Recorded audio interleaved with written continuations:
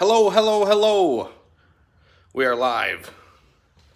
I haven't went live in a while, but did want to come on here and talk to you guys about huntertune.com a little bit and apologize for a lot of the setbacks that have been going on. As you guys know, everything's kind of crazy right now, shipping and just being able to get products, stuff like that.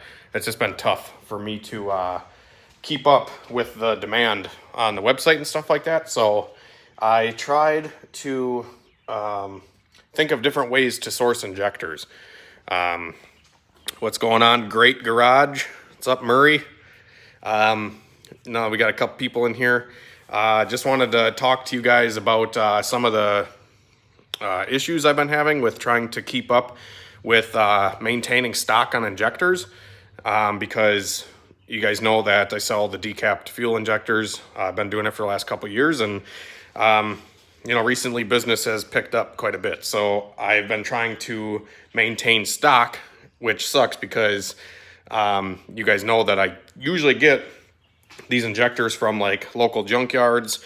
I've had a ton of people send in injectors to me so I can maintain to have stock to keep these things in stock on the website. But I mean, I have orders that are like 2 weeks old right now, and I can't fill them because I can't source any injectors. Like, I'm trying to find some, and I thought I found a solution. But I was very wrong. So I went to AC Delco. So these are AC Delco genuine GM replacement part, right? So these are the normal style truck injectors. Brand new. Brand freaking new. I just grabbed a random set. I bought like $1,000 worth of these injectors, guys, from AC Delco. I took the first 8 and I put them in the tester. One of them didn't even work. The other 7 were 20% variance. Like, way out of whack. Brand new. So I'm like, this sucks. Like, I thought I figured it out, and I spent all this money trying to buy these injectors to be able to, have a reliable source of injectors. So I figured, what better place than AC Delco to get these injectors? They're the manufacturer that puts these into, these are the AC Delco's the part, manufacturer, whatever, for GM vehicles. And these are the GM truck injectors. So I'm like, well, maybe it's a fluke with the normal style truck injectors. So I also got a ton of the AC Delco Flex injectors. I have 4 of these injectors in my machine right now. And if I spray on them, this one sticks open, brand new. This one's okay. But like if I shut the machine off, you can see that one's sticking open. And that's brand new. So I'm like, shit, what do I do? Do I return them? I can probably fix that. I can return these, I'm sure. I hope I can return these because they're literally garbage. And it's funny because I started doing this and I started to, I said, well, screw it. I'll just get brand new fuel injectors, because out of like the couple hundred orders I've gotten over the years, I have had 2 or 3 people complain that they were used. They were used injectors, which they are. They come out of the junkyard, but they are tested and they work so good after you clean them and flow test them and match them. And I can probably count on one hand how many people that I've had return injectors, because I've tried to maintain a good product. So, and the way I do that is I source good injectors. Like these injectors came out of a vehicle that was running, and then you can decap them and flow them. And I mean, I've personally ran 50,000 miles on a set of my decapped injectors in a vehicle, and then I sold it.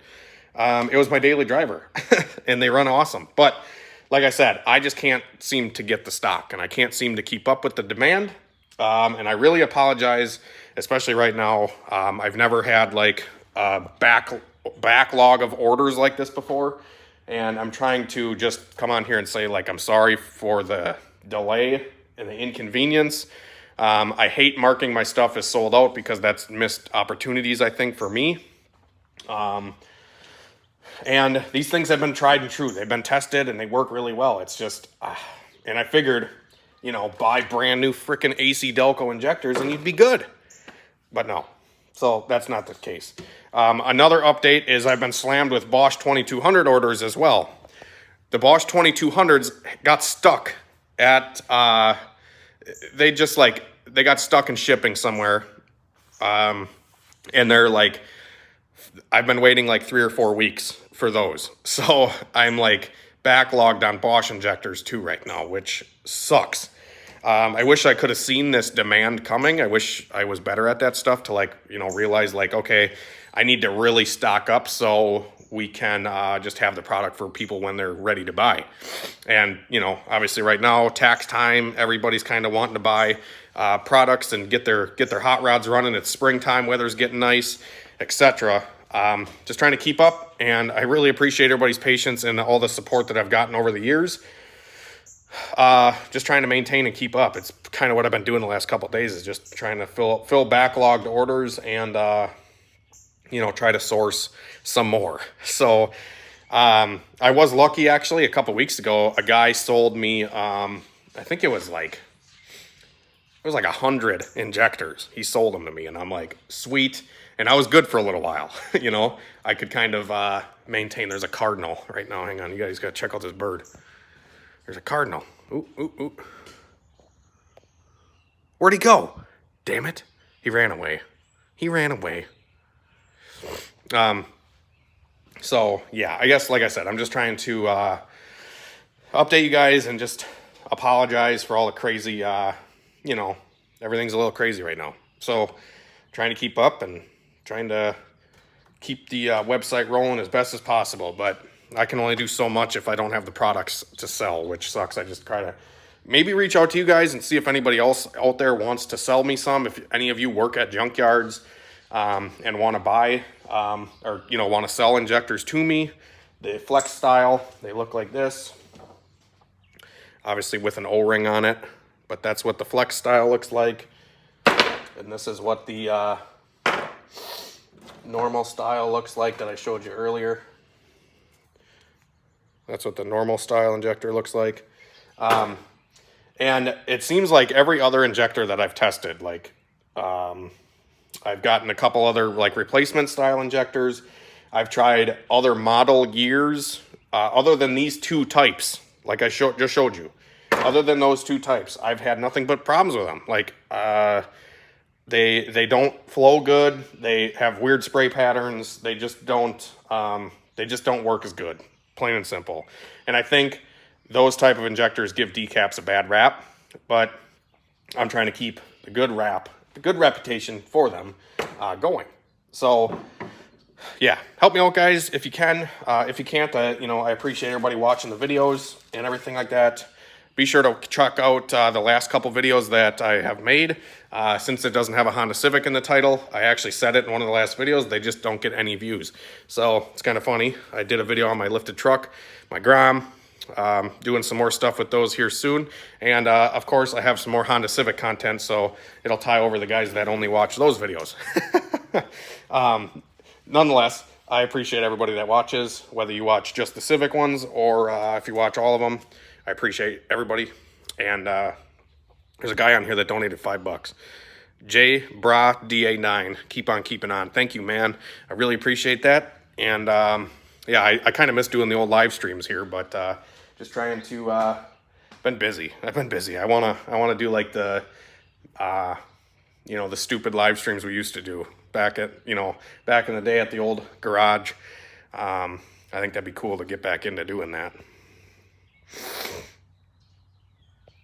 Haven't found anything on the B20V yet. I've been trying to do that, get to it, but it's been a struggle because I've checked pretty much everything besides yanking the head off. So I'm going to try that here soon. I think Sid Billy actually mentioned a really good idea. He said there's like a plug by the distributor on the top that I should check, make sure that that's there. Yeah, but another thing too, I see some comments in here about remote tuning. I'm not really doing a whole lot of remote tuning right now because it's super complicated and it's not really worth me doing right now because I'm so busy doing other stuff. In the wintertime, I usually do a little bit more remote tuning, but if I wanted to remote tune somebody, it would cost virtually the same amount as a dyno tune, because half the time it's more complicated because I'm doing it over the phone and I have to like just go off of what the customer is saying, what the car is doing. And you guys know, if you watch any of my videos dyno tuning Hondas, they're never ready. So when you're trying to do that remotely, it gets complicated. And I've had a couple bad, honestly, I've had guys that were like, you know, blaming my tuning because their cars were messed up. And I kind of got bad vibes from doing remote tuning, because it's hard when I'm not there and I can't, I can't listen to the car. I can't, see what's going on. It's definitely really tough to do remote tuning. So that's one thing. I just don't really have a whole lot of time right now.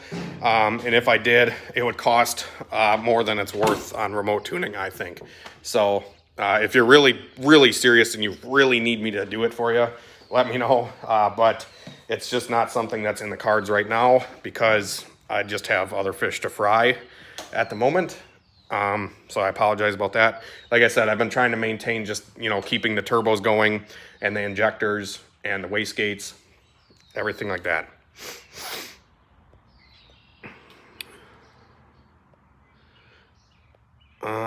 I need a remote tune.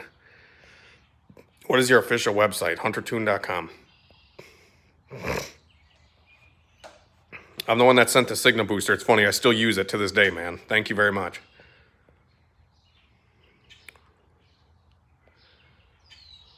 How much variance is acceptable? I usually don't let them leave unless they're 5% or less. Because the thing is every engine, especially if it's like a V8 or a 4-cylinder, the combustion in the engine is usually 5% variance. Like pretty much any engine isn't. Every cylinder is not going to run like identical to the next. That's why like individual EGT or like individual O2 on every cylinder is a thing, because you could have one cylinder that runs 13.5 air fuel and the next cylinder right next to it's a 12.0. Because just the way that the engine's set up, like just the way that the engine works. So that's why I allow up to 5%, because, every engine's just kind of different, and they all usually have a variance of their own, just being the way they are.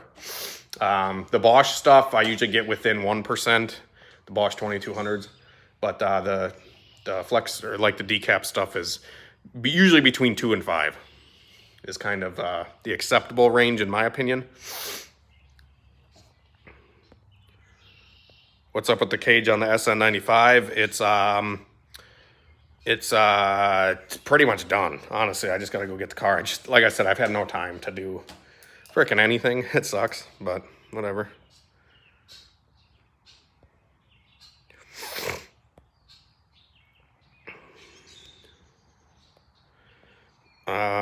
Maybe we will do some more live streams here soon. I just wanted to get on here and let you guys know about that. I got a video coming out on this blue Grom today, I think.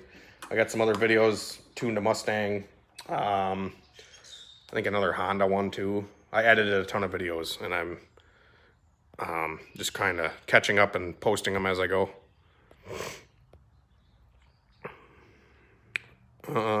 Thanks for all the support, guys. Thanks for all the comments. Sorry if I didn't get to your comment, but I just want to, like I said, get on here and, maybe get somebody to sell me some injectors so I can keep up with the stock. So thanks to everybody for tuning in. I know, Nick, you've had some struggles with that Mega Squirt car you got going on there. The problem with the Mega Squirt stuff is usually when I tune them, they already have like the crank signals set up and the like firing sequence and all that kind of stuff, because that's all engine dependent, and it's kind of, I have an idea of it, but I'm not like an expert when it comes to setting like a complete standalone up from scratch. Usually like, like obviously like LS's and Hondas and stuff, they all have their own like trigger pattern and stuff like that. I don't know what kind of crank sensor's on it or anything like that, but usually just as long as you can get the crank sensor right and you can set it at the right time, and you can set the engine at top dead and you can sync it. I think that's a thing. I don't know. As long as you get the crank settings right for the crank sensor, and just make sure if it's missing a tooth or whatever, you put that into the tune, and yeah, I think it should at least fire, I would think. I don't know. Yeah, I don't know. Maybe I just send me some of the info on it and maybe I can help. Nick. Yeah. And the cam trigger is not even as crucial, because cam trigger is just to determine like what cylinder is where. It doesn't do anything once the engine's running. It's just for startup, the cam signal, typically.